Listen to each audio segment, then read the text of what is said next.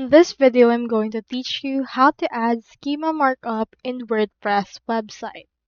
In order to do that, first head over to wordpress.com and then click on this Get Started option right here in order to create an account.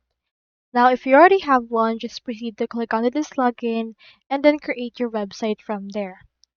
So here is my actual WordPress dashboard. So what we can do is we can actually just install a schema plugin. To do that, on your left sidebar, you can see here the plugins option, so proceed to click on that.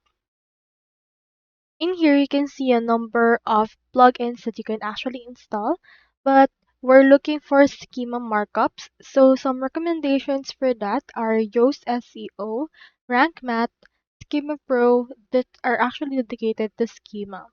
So typically those plugins involves having SEO, so I can require searching in here for SEO.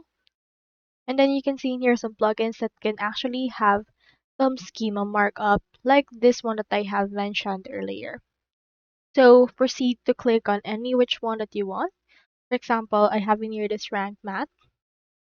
Click on this and activate this particular application. Once you're done with that, next thing you need to do is to just locate the plugin settings. Typically, they will appear right here in order to show you from there. You can also hover right here to your settings and go over right here to your general in order to locate it. So with that, you can actually configure everything about this as well as basic information about your website, logos, and definition for the content type schemas like article, web page, or pages.